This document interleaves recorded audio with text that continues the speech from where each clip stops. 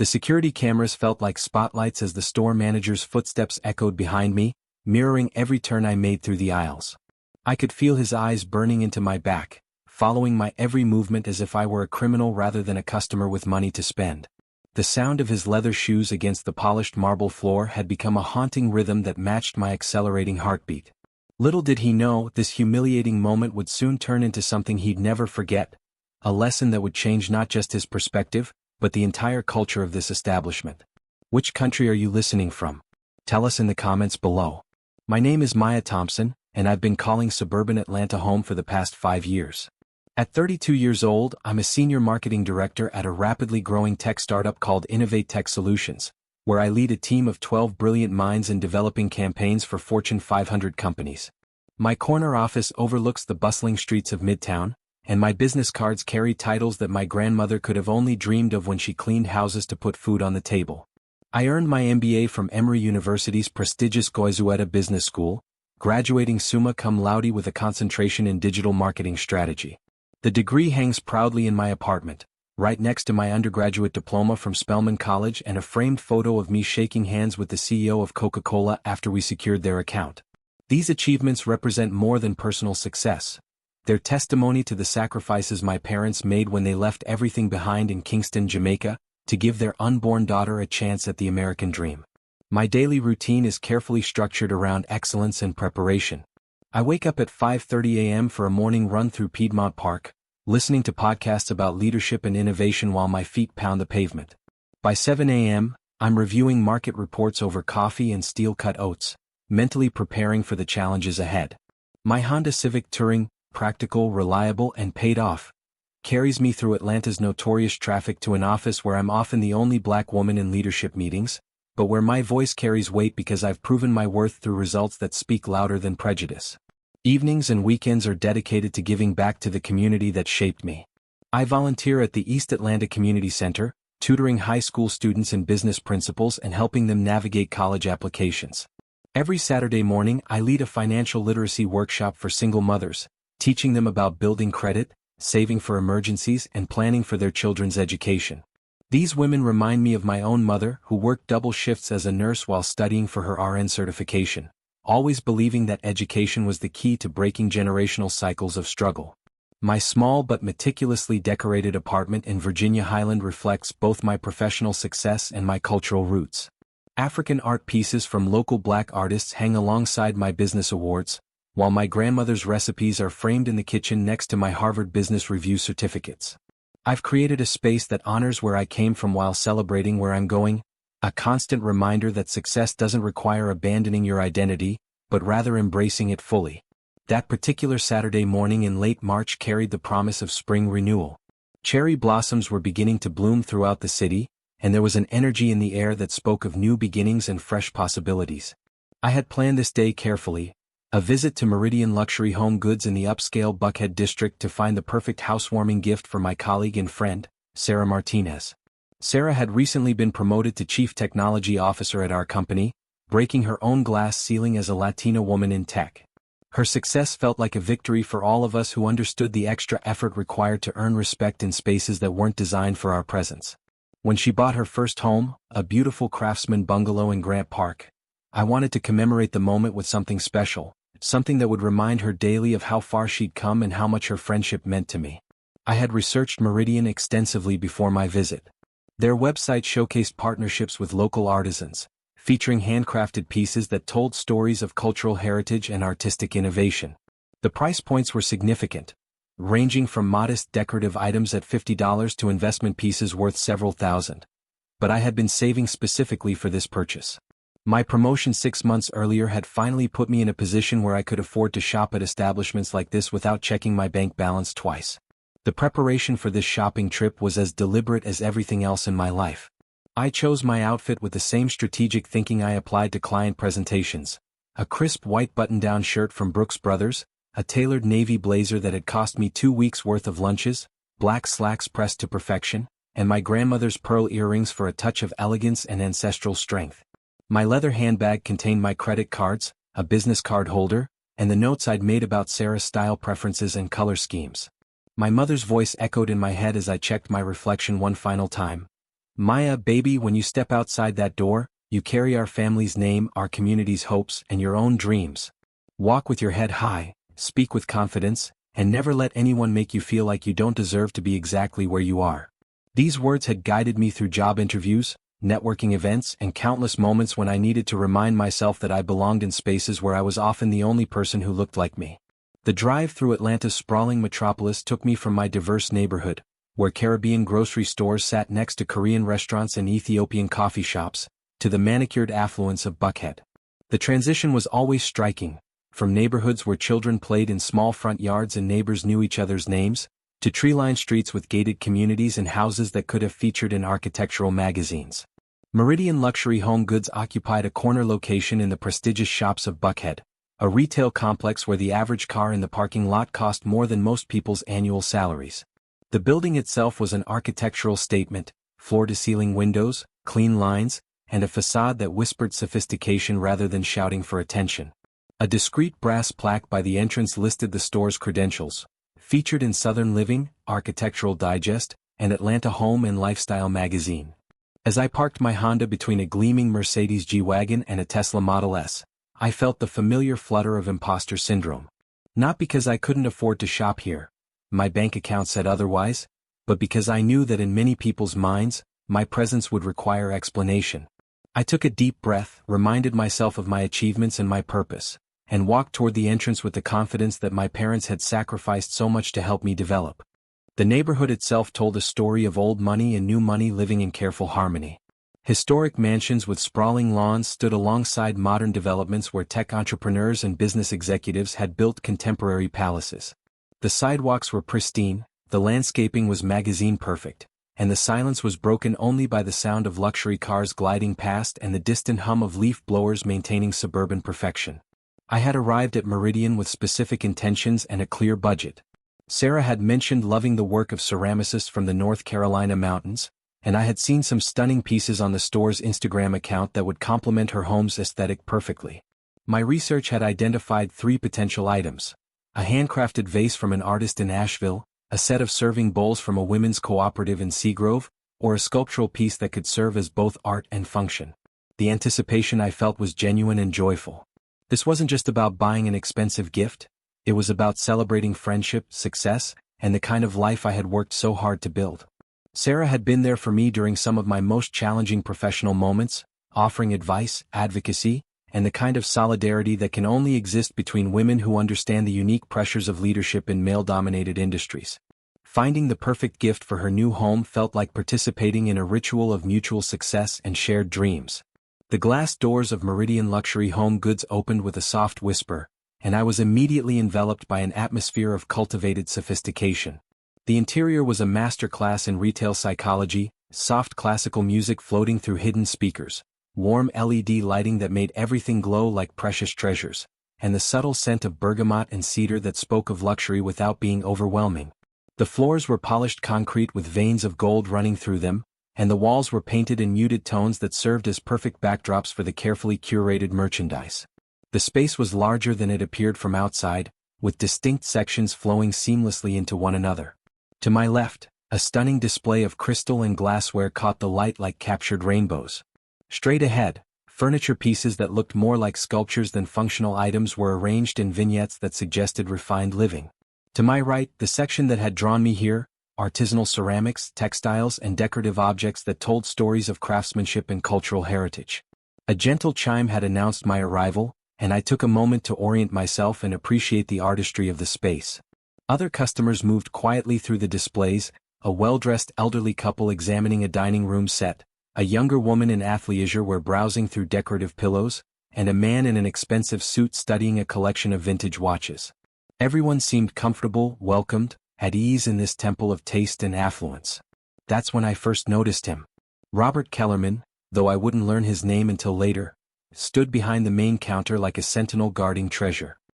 He was perhaps 55 years old, with salt and pepper hair styled in a conservative cut, sharp features that suggested years of making quick judgments, and pale blue eyes that seemed to catalog and categorize everything in their path.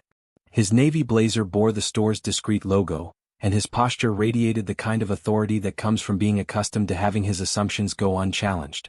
From the moment I crossed the threshold, his attention fixed on me with an intensity that felt immediately wrong.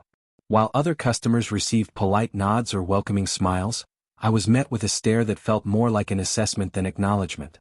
There was no warmth in his expression, no customer service smile, no gesture of welcome. Just a cold evaluation, as if he were calculating the likelihood of my causing some unspecified problem.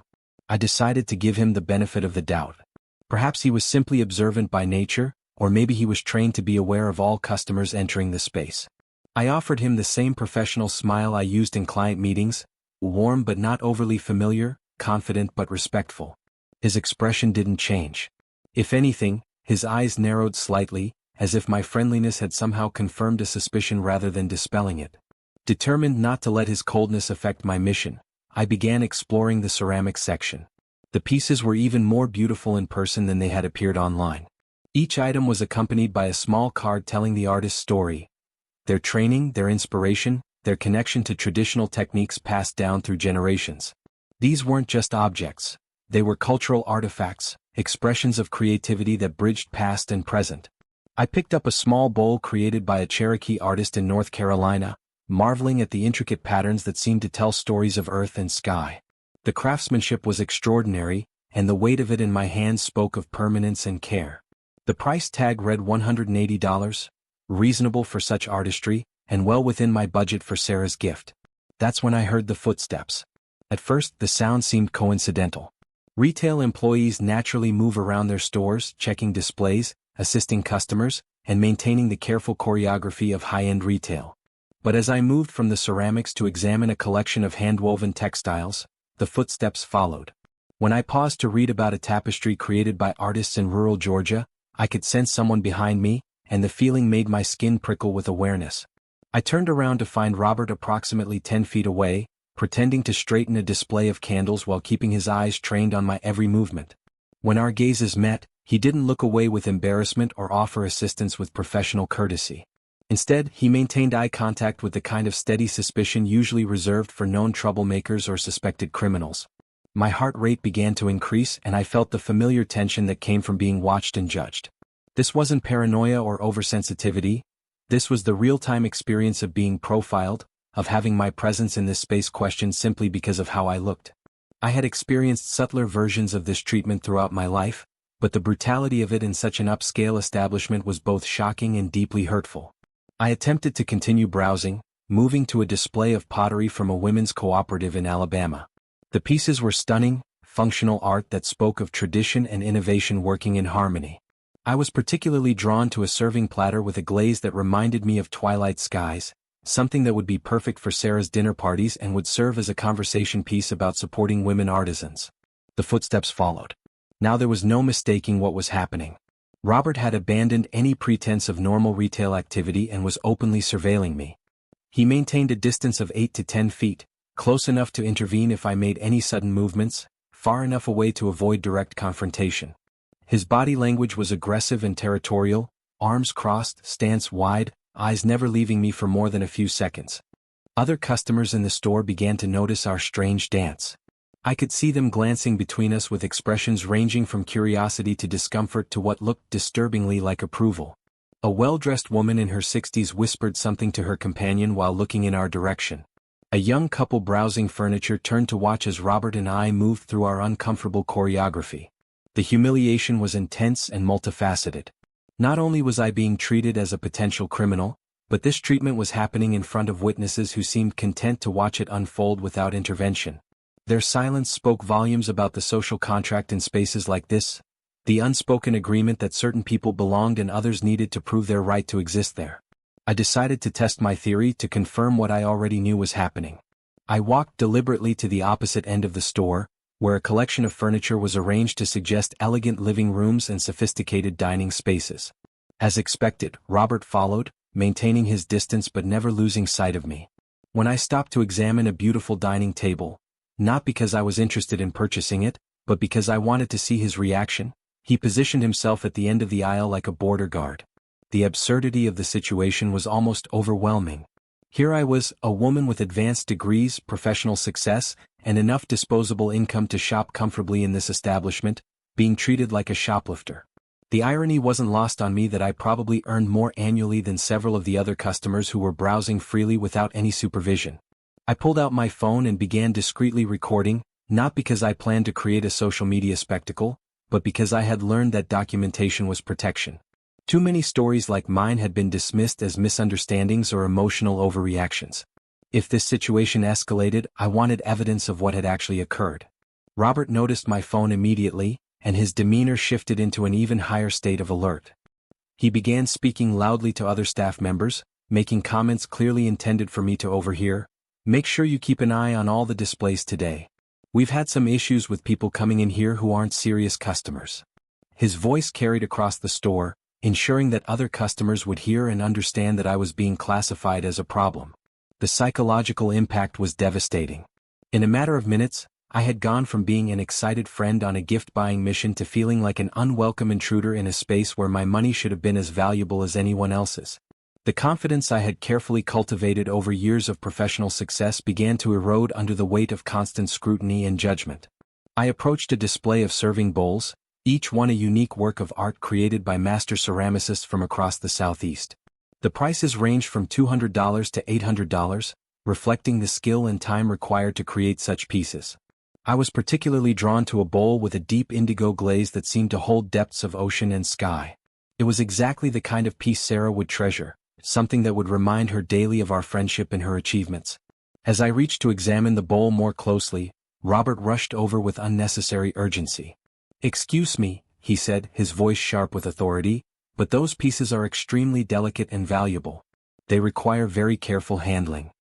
His tone was condescending, as if he were speaking to a child who couldn't be trusted around nice things. The implication was clear. I was someone who might damage expensive merchandise through carelessness or ignorance.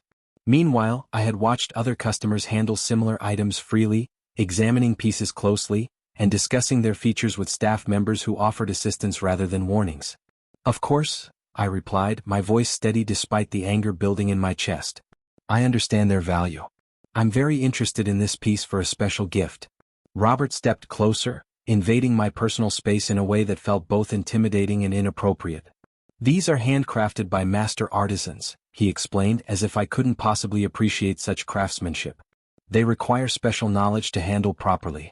Perhaps there's something else that might be more suitable for your needs." The suggestion that I look for something more suitable, code for cheaper, less sophisticated, more appropriate for someone like me, was the moment when subtle discrimination became an overt insult. Every other customer in the store had been treated as someone capable of appreciating and purchasing fine art. I was being steered away from the very items I had come to see, judged as incapable of understanding or affording quality craftsmanship. "I'm quite familiar with handcrafted ceramics," I said, my professional composure holding despite the tremor of anger in my voice. "I'm a serious buyer looking for an investment piece." Robert's expression remained skeptical, his body language unchanged. He positioned himself so close that I could barely move without bumping into him, creating a physical barrier between me and the merchandise. The message was unmistakable. "You don't belong here, you can't afford these things, and we don't trust you around them." The other customers had become an audience to my humiliation. Some watched with open curiosity, others with what looked disturbingly like approval of Robert's behavior. A few seemed uncomfortable but made no move to intervene or question what they were witnessing. Their silence was as painful as the surveillance itself, confirming that in their minds, this treatment was somehow normal, somehow justified, somehow acceptable. I felt trapped in a nightmare of casual racism and social complicity. Here I was in one of America's most progressive cities, being treated like a criminal simply for existing in a space where my presence was unwelcome. The weight of every stereotype, every assumption, every prejudice that had ever been directed at people who looked like me seemed to press down on my shoulders. My phone buzzed with a text from Sarah. "Hope you find something amazing today. Can't wait to see what catches your eye. You always have such incredible taste, and I know whatever you choose will be perfect. Love you, girl." The contrast between her warmth and trust and the coldness I was experiencing was almost unbearable. I looked around the store at the other customers. Mostly white, all apparently comfortable, browsing expensive items without any supervision or suspicion. They belonged here. Their presence was welcomed, their money was desired, their patronage was valued. I was the outsider, the threat, the problem that needed to be managed and contained. As the minutes passed, Robert's behavior became increasingly aggressive and performative. He began engaging other customers in warm, detailed conversations, asking about their needs, offering suggestions, and providing the kind of personalized service that high-end retail was supposed to deliver. But whenever I approached these same displays, he would fall silent, position himself defensively, and watch my every movement with barely concealed hostility. The contrast was stark and deliberately humiliating. A young woman browsing picture frames received detailed information about the artists and framing techniques. An elderly man examining lamps was offered a catalog and invited to special order custom pieces. A couple looking at furniture was provided with fabric samples and interior design consultation services. But when I approached any of these displays, the warm customer service atmosphere would freeze. Robert would stop mid-sentence in conversations with other customers, position himself between me and the merchandise, and watch my hands as if I might pocket something at any moment. The message was clear and consistent. Every other customer was a valued guest while I was a potential criminal. I overheard him speaking to a young female employee who seemed increasingly uncomfortable with the situation. "Keep watching section 3, he said quietly, nodding toward where I was browsing. "Make sure everything stays exactly where it's supposed to be. Some people come in here just to case the place." The young woman, she couldn't have been more than 25, glanced at me with what looked like embarrassment and confusion. She seemed to understand that something was wrong with what she was being asked to do, but she was clearly afraid to challenge her supervisor. She nodded reluctantly and moved to a position where she could observe me while pretending to organize inventory. Now I was being watched by 2 employees, turned into a suspected criminal by the kind of racial profiling that I had hoped was becoming less common in progressive spaces. The young employee's discomfort gave me hope that not everyone accepted this behavior as normal, but her silence also demonstrated how systems of discrimination persist when good people choose not to challenge them. I continued browsing, determined not to be driven away by behavior that was clearly wrong and potentially illegal. I had every right to be in this store, every right to examine merchandise, every right to take my time making a purchase decision. I would not allow Robert's prejudice to rob me of my dignity or my mission to find something beautiful for Sarah. As I moved through the store, I began noticing other subtle forms of discrimination that I might have missed if I hadn't been hyper-aware of being watched. The lighting in the sections where I browsed seemed dimmer, making it harder to see fine details in the artwork. Price tags were positioned in ways that made them difficult to read without handling items extensively, something that Robert clearly didn't want me to do. Information cards about artists and techniques were placed behind items rather than in front, making it impossible to learn about pieces without moving them. These weren't coincidences. They were part of a systematic approach to making certain customers feel unwelcome, to create barriers that would discourage prolonged browsing or serious purchasing consideration. The store's layout and lighting worked beautifully for preferred customers but became obstacles for those deemed unworthy of full access. I realized that I was experiencing a masterclass in modern discrimination, subtle enough to be deniable, effective enough to be devastating. If I complained about being followed, Robert could claim he was providing attentive service. If I mentioned the poor lighting or difficult-to-read price tags, he could argue that was simply the store's aesthetic choice. Every element of discrimination was wrapped in plausible deniability. The psychological impact was exhausting. I found myself second-guessing every movement, every gesture, every expression. Was I walking too slowly and appearing suspicious? Was I examining items too closely and seeming like I was looking for something to steal? Was my phone use making me appear threatening? The mental energy required to navigate this hostility while trying to complete a simple shopping task was overwhelming. Other customers continued to flow through the store, their experiences completely different from mine. They touched items freely, asked detailed questions, took photos of pieces they were considering, and generally behaved like people who belonged in an upscale retail environment. Their comfort highlighted my discomfort, their ease emphasized my anxiety, their welcome underscored my rejection. I watched a middle-aged white woman handle a $500 vase extensively, turning it over to examine the artist's signature, taking photos from multiple angles, and discussing delivery options with a staff member. When I had merely reached toward a similar piece, Robert had rushed over with warnings about delicacy and value. The double standard was glaring and painful. At one point, I moved to a section displaying artwork by contemporary Southern artists. The pieces were stunning, paintings and photographs that captured the beauty and complexity of our region's landscape and culture. I was particularly drawn to a series of photographs showing the changing seasons in the Appalachian Mountains, Images that spoke to the kind of natural beauty that made the South special despite its complicated history. As I studied these photographs, trying to imagine which one Sarah might love for her new home, Robert positioned himself directly behind me. I could feel his breath on my neck, sense his presence like a physical weight pressing down on my shoulders. When I moved to see a different angle of one photograph, he moved with me, maintaining his uncomfortably close surveillance. "The lighting here makes it difficult to see the true colors," I said, partly to myself and partly to test whether he would offer the kind of assistance that other customers were receiving.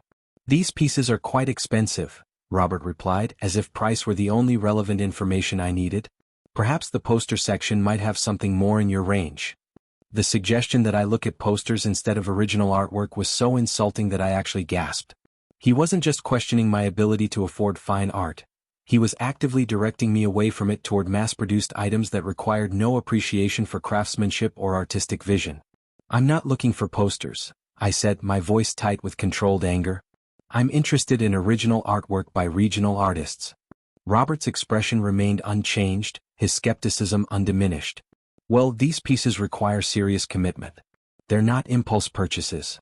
The implication that I was someone who made impulse purchases rather than thoughtful investment decisions was another layer of insult.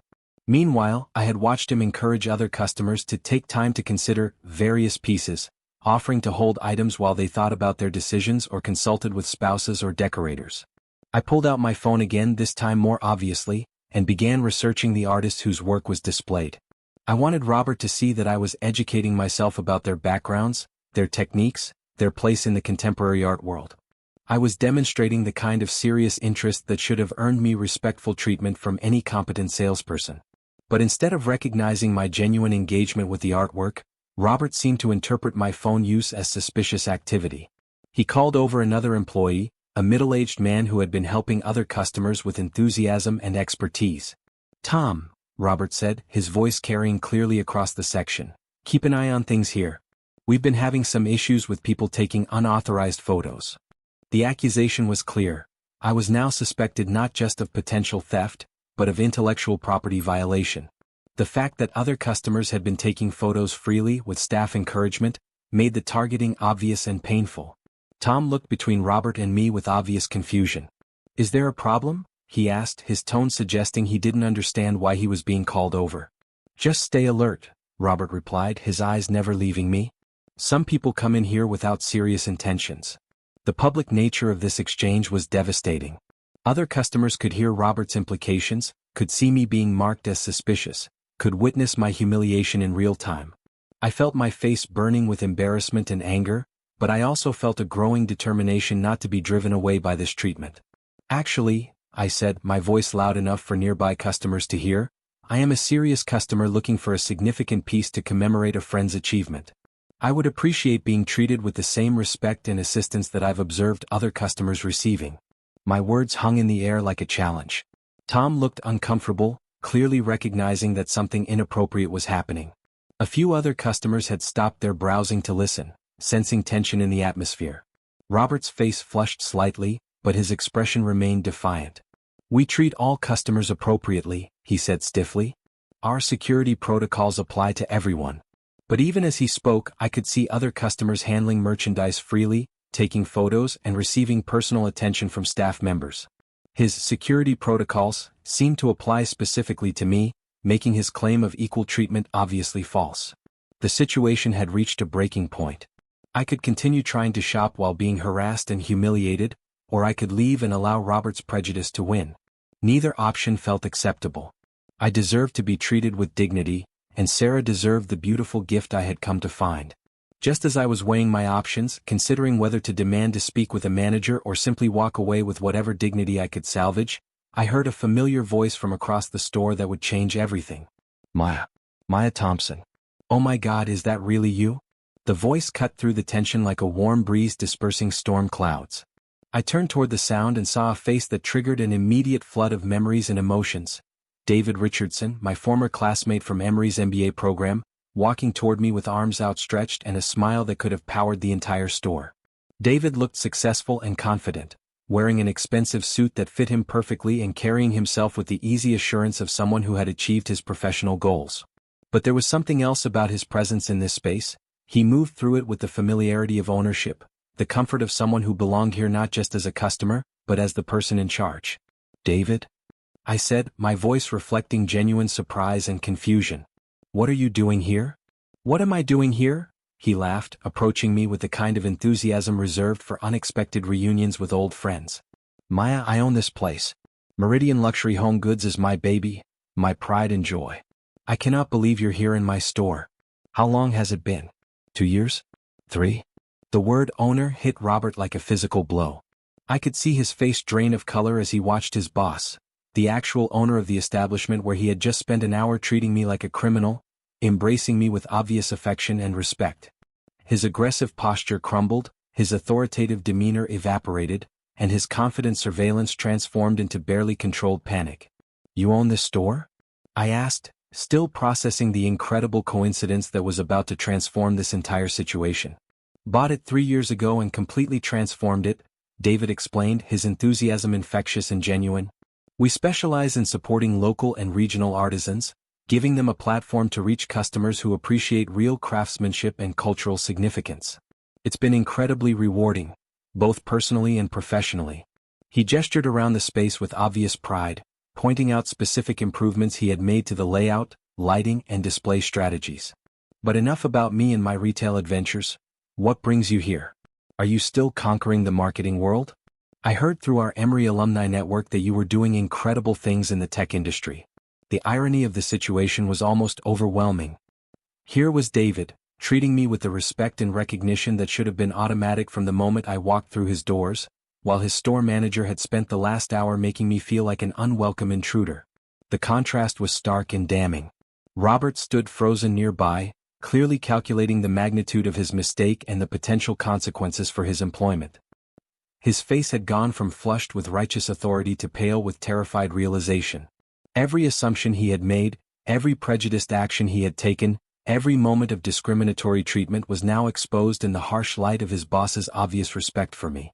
Actually, I said, my voice gaining strength as I processed the power shift that had just occurred, I came here specifically to find a special housewarming gift for a colleague who just bought her first home. I was hoping to find something meaningful from your ceramics collection. I'd read about your partnerships with North Carolina artisans. Oh, you've come to exactly the right place. David exclaimed, his business passion clearly activated. We just received a new collection from some incredible artists in Asheville and Seagrove. These pieces are absolutely stunning, functional art that tells stories about Southern craft traditions and contemporary innovation. He began walking toward the ceramics section where I had been browsing, then stopped abruptly and looked around with confusion. Wait, where's Robert? He should have been helping you from the moment you walked in. Robert. Robert appeared as if summoned, his usual confident stride replaced by an uncertain shuffle. His hands were actually shaking slightly, and sweat had begun to bead on his forehead despite the store's comfortable temperature. Mr. Richardson, he stammered, his voice lacking its earlier authority, I was monitoring the floor, ensuring security protocols. Security protocols? David interrupted, his tone shifting from confusion to concern. Maya is one of my oldest friends from business school, one of the smartest people in our entire MBA class. She was absolutely brilliant in our strategy courses, and I heard she graduated summa cum laude. He turned to me with obvious pride and affection. Maya, I want you to get the full VIP treatment here. Robert, I want you to personally ensure that she sees every piece that might interest her, that she understands the provenance and significance of our artist's work, and that she has everything she needs to make the perfect choice. The transformation in Robert's demeanor was immediate and complete. The suspicious glare was replaced by an obsequious smile that looked physically painful to maintain. The aggressive posture melted into subservient bowing, and the cold surveillance became overwhelming, desperate attention. Of course, Mr. Richardson, Robert said, his voice now warm and accommodating in a way that would have been laughable if it weren't so insulting. Miss Thompson, I sincerely apologize if there was any misunderstanding about our service approach. How can I best assist you today? I looked at this man who had spent the last hour making me feel unwelcome in his store, who had followed me like a detective tracking a suspect, who had questioned my right to exist in this space, and I felt a complex mixture of emotions. There was satisfaction in seeing his discomfort, anger at his previous behavior, and sadness that it had taken the validation of a white man for me to be treated with basic human dignity. But I also recognized the bigger picture. This wasn't just about Robert's individual prejudice, it was about a system that allowed such behavior to flourish unchallenged, a culture that made assumptions about people based on their appearance, and a society that required the intervention of privilege to recognize someone's humanity.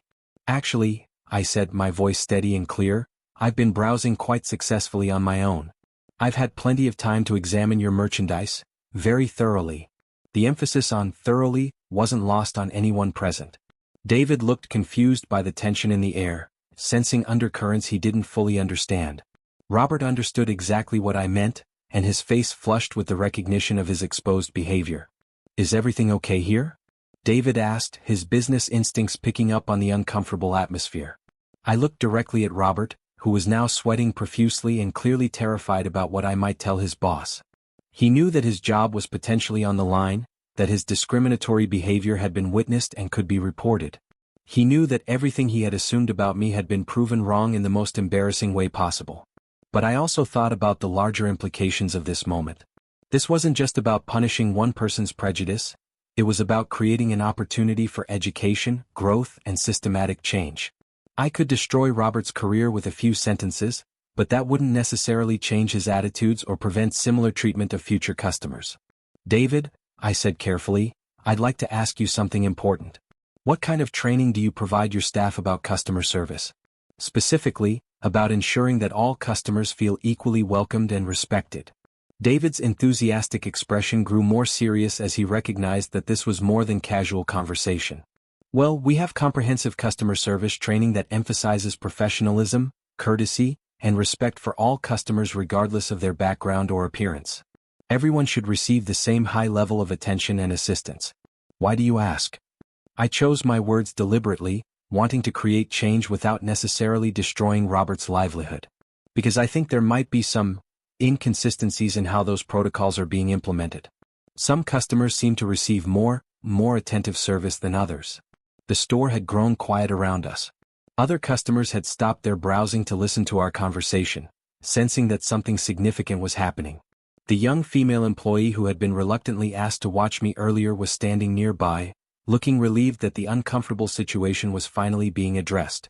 David looked between Robert and me, his MBA-trained analytical mind clearly processing the subtext and implications of our exchange.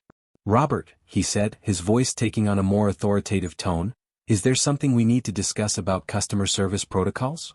Robert's mouth opened and closed several times as he struggled to find words that might salvage the situation without admitting to discriminatory behavior that could have legal implications for the business. He could deny everything, but he knew I might have been recording. He could try to justify his actions, but any explanation would only make things worse. He could apologize, but that would be admitting to behavior that violated both company policy and federal law. I was being thorough with our security awareness, he finally managed, his voice barely above a whisper. Security awareness? David repeated, his voice rising with concern and confusion. Maya, were you made to feel uncomfortable or unwelcome in any way? This was my moment of maximum power. I could detail every humiliation, every discriminatory action, every moment of surveillance and suspicion. I could expose Robert's behavior completely, potentially ending his career and creating a public relations nightmare for David's business. I could seek the kind of justice that would feel satisfying and validating.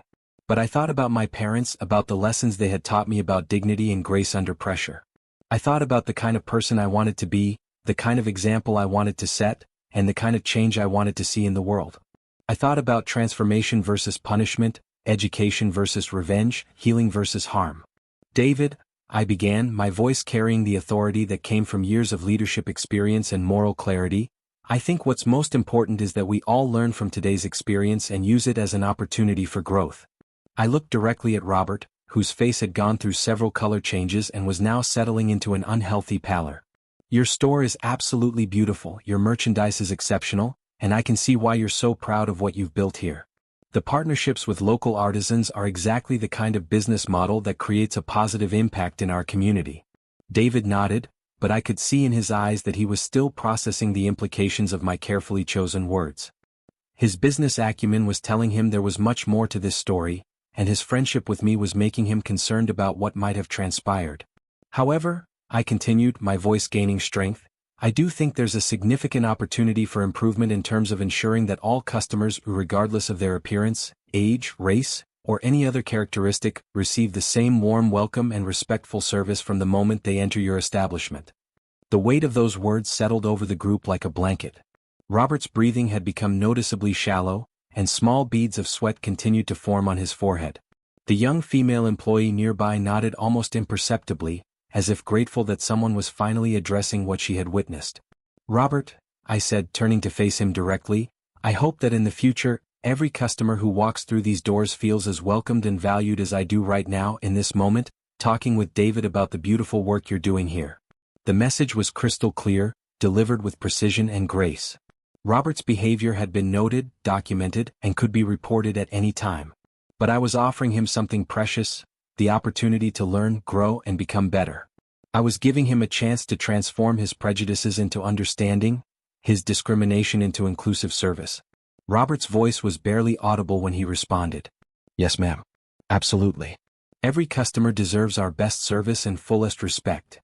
David, sensing that he was witnessing something profound but still not understanding all the details, immediately shifted into solution mode. "Absolutely, Maya. You know what? I want to schedule comprehensive diversity and inclusion training for our entire staff. Would you be willing to consult with us on creating a more welcoming environment for all customers? I'd pay your full consulting rate, of course." The offer was unexpected and meaningful. Not only was David taking responsibility for addressing the problems in his store, but he was also recognizing my expertise and offering me the opportunity to create systemic change rather than just individual punishment. "I would be honored to help," I replied, feeling the first genuine warmth I had experienced since entering the store. Creating inclusive retail environments is something I'm passionate about, both professionally and personally. "Perfect," David exclaimed, his enthusiasm returning as he saw a path forward. "But right now, let me show you those ceramics I mentioned. And Robert, please bring us some refreshments, coffee, water, whatever Maya would prefer." As we walked toward the ceramics section, David leaned in close and spoke quietly. "Maya, I get the feeling there's more to this story than I'm understanding. Are you okay? Did something happen that I need to know about as the owner of this business?" I appreciated his concern and his willingness to address problems, but I also knew that this moment was about more than just getting Robert in trouble. "I'm fine now," I said honestly. "But David, as both a friend and a business owner, you might want to consider how customers are greeted and treated when you're not here. The culture of a business is defined by what happens when the owner isn't watching." He nodded seriously, clearly understanding that there were larger implications to consider. "Point taken. I promise you we're going to address this systematically." Over the next hour, David personally guided me through the store, sharing the stories behind various pieces, introducing me to staff members as his esteemed friend and colleague, and providing the kind of personalized attention that every customer deserved from the beginning. His genuine enthusiasm for the artists and their work was infectious, and his knowledge of the cultural and historical significance of various pieces was impressive. I learned about Maria Santos, a ceramicist from Asheville whose grandmother had taught her traditional techniques passed down through generations of Mexican artisans. Her work bridged cultural heritage with contemporary American aesthetics, creating pieces that told stories of immigration, adaptation, and artistic evolution. There was also James Carter, a young black artist from rural Georgia whose pottery reflected both African traditions and Southern folk art influences. His pieces were bold, colorful, and unapologetically celebratory of cultural identity. David had discovered him at a small craft fair and had become one of his primary supporters and promoters. As we explored the collection, I found myself drawn to a stunning piece that perfectly captured what I wanted for Sarah. A large serving bowl created by Elena Rodriguez, a Latina artist from North Carolina whose work celebrated the strength and resilience of women. The bowl was functional art, something that could be used for special occasions while serving as a daily reminder of beauty, craftsmanship, and cultural pride. The piece was more expensive than I had originally planned to spend, $450, but it was perfect for Sarah in ways that went beyond aesthetics. It represented the kind of investment in artistry and cultural appreciation that would be meaningful to someone who had worked so hard to break barriers in her own field. "This is the one," I told David, feeling genuinely excited about the gift for the first time since entering the store. "Excellent choice," he said with obvious approval. "Elena is incredibly talented, and this piece represents some of her finest work. Sarah is going to love it." When we approached the checkout counter, Robert appeared one final time to process the purchase. His hands shook slightly as he carefully wrapped the bowl in protective material, and when he handed me the receipt, he looked me in the eyes for the first time all day. "Thank you for your business, Miss Thompson," he said quietly, his voice carrying what sounded like genuine remorse. I hope you'll consider visiting us again." The apology wasn't explicit, but the acknowledgement was clear. He understood that his behavior had been wrong, that his assumptions had been harmful, and that he had a choice to make about the kind of person and employee he wanted to be going forward. "Thank you, Robert," I replied simply. "I hope so too." As David walked me to the door, he handed me his business card along with a personal note. "Please stay in touch," he said earnestly. "And I want to schedule that diversity training as soon as possible. What you've given us today, the opportunity to recognize and address our shortcomings, is a gift. Thank you for handling this with such grace." "Thank you for being willing to listen and learn," I replied. "That's not always the case in situations like this." We shook hands, and I could see in his eyes that he understood the gravity of what had occurred and the importance of taking meaningful action in response. As I walked to my car, the beautiful ceramic bowl safely secured in my passenger seat, I felt a complex mixture of emotions washing over me like waves on a shore. There was exhaustion from the stress of being surveilled and judged, satisfaction from the way the situation had resolved, and hope that my response might contribute to positive change. The drive home through Atlanta's busy streets gave me time to process everything that had happened. I could have handled the situation differently at every stage. I could have left the store immediately when Robert's surveillance became obvious, taking my dignity and my money elsewhere. I could have confronted him directly, demanding explanations and apologies that might have escalated into a public scene. I could have called for the manager immediately, creating a confrontation that would have been satisfying but potentially destructive. Instead, I had chosen a different path, one that required immense self-control and strategic thinking, but one that ultimately created the possibility for education, growth, and systemic change. I had refused to let Robert's prejudice define my response or diminish my power. I had maintained my dignity while standing up for my rights. I had created an opportunity for transformation rather than simply seeking punishment. This approach didn't mean that Robert's behavior was acceptable or that discrimination should be tolerated. It meant that I had refused to let someone else's ignorance dictate my actions or reduce me to my worst impulses. It meant choosing the harder path of constructive response over the easier path of destructive reaction. The following weeks brought unexpected developments. David contacted me within days to schedule our first consultation meeting about diversity and inclusion training. He had already begun researching best practices for creating welcoming retail environments and had started conversations with other business owners about collaborative approaches to addressing unconscious bias. When I returned to Meridian Luxury Home Goods 3 weeks later, not as a customer, but as a consultant, the atmosphere had already begun to shift. Robert was still there, but something fundamental had changed in his demeanor. He greeted me professionally and respectfully, asking genuine questions about customer service improvement and listening carefully to my responses. During our private conversation that day, he looked directly at me and said something that I will never forget. "Miss Thompson, I owe you an apology that goes far deeper than what happened in the store. I owe you an apology for all the assumptions I made, all the prejudices I carried, all the times I treated people differently because of how they looked rather than who they were." His voice was heavy with emotion as he continued, "You could have gotten me fired. You could have destroyed my reputation. You could have made an example of me in the worst possible way. Instead, you gave me something I didn't deserve, the chance to learn, to grow, to become better. I want you to know that I'm grateful, and I'm committed to earning the trust you showed in me." That conversation meant more to me than any public vindication could have. Real change doesn't happen through punishment and humiliation. It happens through understanding, education, and the courage to see shared humanity even in moments of conflict. 6 months later, I attended the grand reopening celebration for Meridian's newly renovated space. David had expanded the store and implemented new practices designed to ensure that every customer felt welcomed and valued. The staff had completed comprehensive diversity training, and new hiring practices had brought greater diversity to the team itself. Sarah was there too, admiring the beautiful serving bowl that had prompted this entire journey. She didn't know the full story of how I had acquired it, but she understood its significance as a symbol of friendship, achievement, and the importance of supporting artists who reflected our shared values.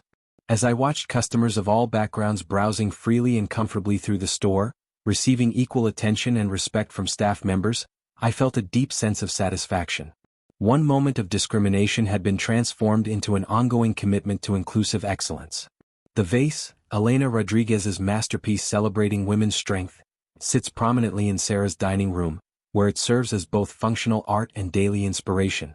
Every time I see it, I'm reminded of this lesson. They judged me by my skin, but I showed them the strength of my soul. But more importantly, I'm reminded that we all have choices in how we respond to injustice. We can let it make us bitter, or we can let it make us better.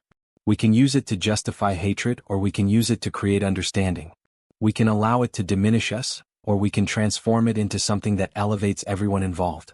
That day in Meridian Luxury Home Goods, I could have let Robert's prejudice rob me of my dignity, my composure, and my faith in the possibility of change. Instead, I chose to maintain my humanity while helping him find his. That's not weakness, that's the kind of strength that changes hearts, minds, and ultimately, the world. Sometimes the most powerful response to discrimination isn't anger or revenge, but the revolutionary act of maintaining your dignity while creating space for others to grow. Sometimes the greatest victory isn't defeating your opponent, but transforming them into an ally. The America I'm still fighting for isn't one where discrimination doesn't exist. It's one where we have the courage to confront it when it happens, the wisdom to respond constructively rather than destructively, and the strength to believe that people can change when given the opportunity and motivation to do so. That belief isn't naive optimism, it's strategic hope. It's the understanding that sustainable change comes through transformation, not just punishment. It's the recognition that we all have the power to choose whether we add to the hatred in the world or work to reduce it.